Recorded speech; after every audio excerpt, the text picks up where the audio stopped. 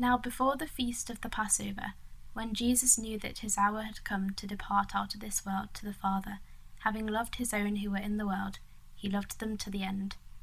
During supper, when the devil had already put it into the heart of Judas Iscariot, Simon's son, to betray him, Jesus, knowing that the Father had given all things into his hands, and that he had come from God and was going back to God, rose from supper. He laid aside his outer garments, and taking a towel, tied it round his waist. Then he poured water into a basin, and began to wash the disciples' feet, and to wipe them with the towel that was wrapped around him. He came to Simon Peter, who said to him, "Lord, do you wash my feet?" Jesus answered him, "What I am doing you do not understand now, but afterwards you will understand." Peter said to him, "You shall never wash my feet." Jesus answered him, "If I do not wash you, you have no share with me." Simon Peter said to him, "Lord, not my feet only, but also my hands and my head." Jesus said to him, "The one who has bathed does not need to wash, except for his feet, but is completely clean. And you are clean, but not every one of you." For he knew who was to betray him. That was why he said, "Not all of you are clean." When he had washed their feet and put on his outer garments and resumed his place, he said to them, "Do you understand what I have done to you? You called me teacher and Lord, and you are right, for so I am. If I then, your Lord and teacher, have washed your feet, you also ought to wash one another's feet. For I have given you an example, that you also should do as I have done to you. Truly, truly, I say to you, a servant is not greater than his master, nor is a messenger greater than the one who sent him. If you know these things, blessed are you if you do them." It was a different kind of Passover meal, to say the least. I remember, right when I sat down, Philip leans over to me and he whispers, "Hey, Thomas, I feel like something special is going to happen tonight." I looked at him and I said, I doubt it. I was wrong. Jesus got up from the table. He walked over and he grabbed a basin of water and a towel. And I remember at the time thinking to myself, what's Jesus doing with the foot water? I doubt he's going to wash someone's feet. I was wrong. He knelt down and he began to wash Bartholomew's feet. And Bart just sat there. Didn't say anything. He didn't move. None of us did. Jesus finished and went on to James and Andrew and then the rest of us. I remember at the time thinking, this is so strange and yet so wonderful. I doubt anyone is going to say anything right now. I was wrong. You know who broke the silence. Peter. "No way you're going to wash our feet." Well, that's what I told him. He could wash other people's feet, but he wasn't going to wash mine. So I looked at him and I said, "Jesus, you're not going to wash my feet. I mean, you're the king." And then he looked at me and said, "Well, then you can't have anything to do with me." And I'm like, oh, that hurts. Okay, wash my feet, wash my hands, wash my whole body if you have to. And he just looked at me and said, "No, your feet will be just fine, Peter." And in the midst of washing our feet, he teaches us servanthood. Then Jesus took some bread and some wine. He blessed it and he served it to us. He said it was a new covenant with his blood. And he said, tonight, all of you will lose faith in me. I remember thinking right then, lose faith in you? Never. But I didn't say anything. I just sat there. I couldn't just sit there. I had to say something. So I looked at him and said, Jesus, I love you. You can count on me. Everyone else may fall away, but I will not. You can count on me. And he looked at me and he smiled and said, Peter, you'll deny me 3 times before tomorrow morning. Oh, that hurts. The next thing I knew, we were wrapping things up and heading to the garden to pray. And they went to a place called Gethsemane, and he said to his disciples, Sit here while I pray. And he took with him Peter and James and John, and began to be greatly distressed and troubled. He said to them, My soul is very sorrowful, even to death. Remain here and watch.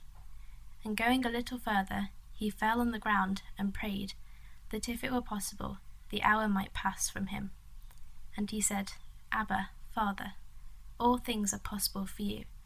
Remove this cup from me, yet not what I will, but what you will. And he came and found them sleeping, and he said to Peter, Simon, are you asleep? Could you not watch 1 hour? Watch and pray that you may not enter into temptation. The spirit indeed is willing, but the flesh is weak. And again he went away and prayed, saying the same words. And again he came and found them sleeping, for their eyes were heavy, and they did not know what to answer him. And he came the 3rd time and said to them, Are you still sleeping and taking your rest? It is enough, the hour has come. The Son of Man is betrayed into the hands of sinners. Rise, let us be going. See, my betrayer is at hand. Once we got to the garden, it just got crazy. Jesus asked Peter, James and me to go a little further in the garden with him and pray. And we did. Well, we tried. We kept falling asleep. Jesus kept waking us up. I remember one time he said, the spirit is willing, but the flesh is weak. That's true. It's all a blur. And to think the whole mess just got started because of Judas. Did he really think he was doing the right thing?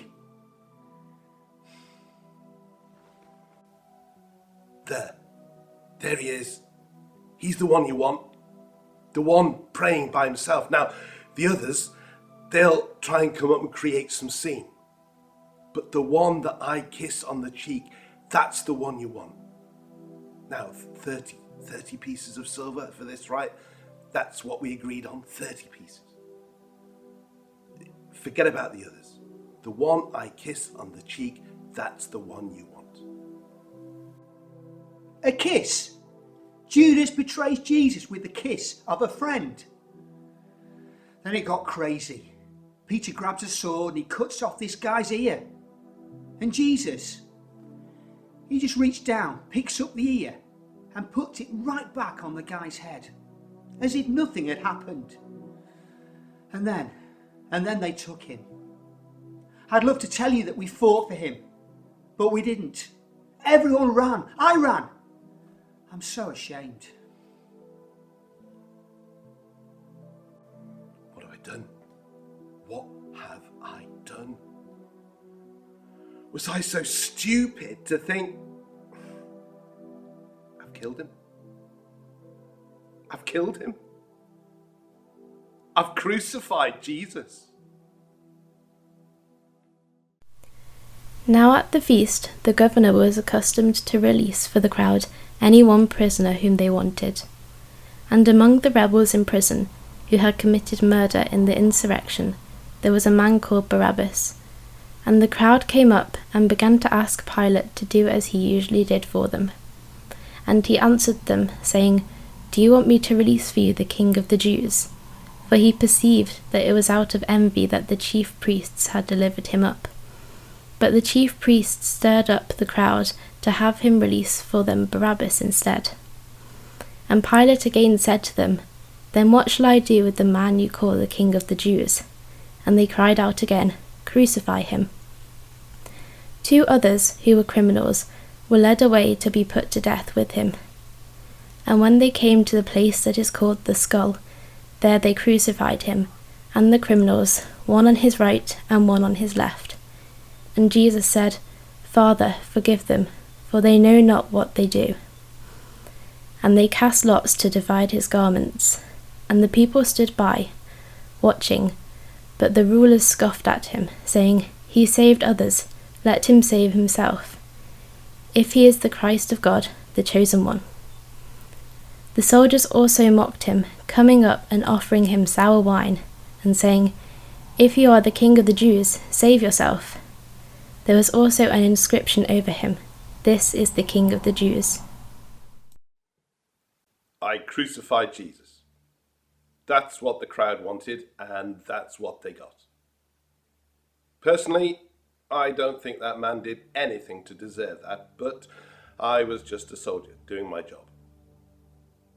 When the governor gave his sentence, that's when I went to work. I loved that job. I felt like I was administering justice every time I nailed someone to a tree. But that man didn't deserve that. Makes no sense. There I was, rotting in a jail cell for stealing, murdering, you name it, and I'd done it.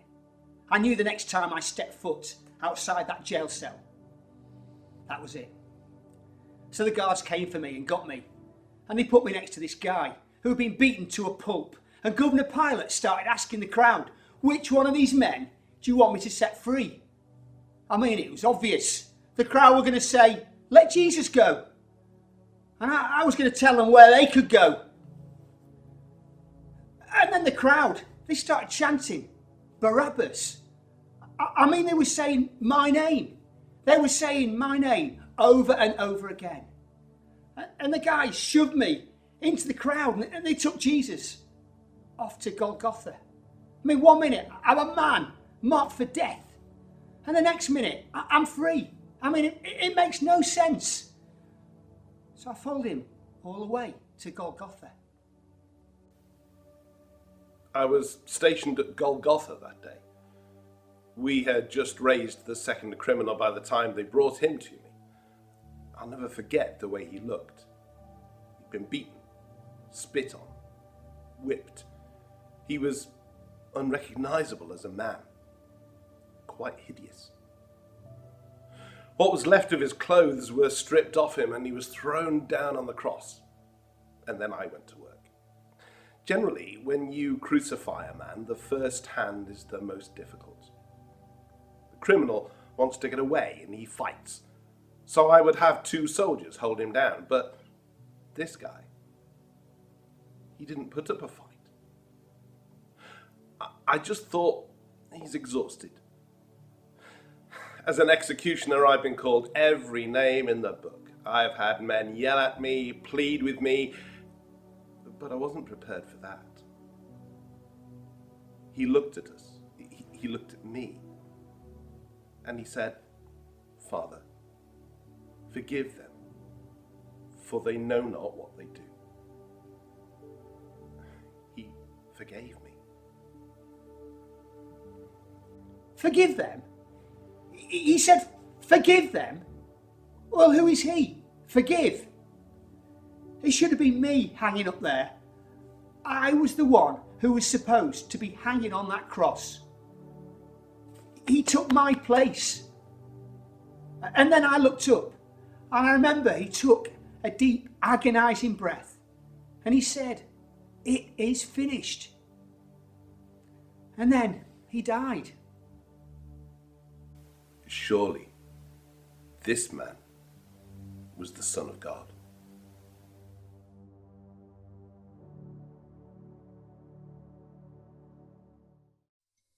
When I survey the wondrous cross on which the Prince of Glory died, my richest gain I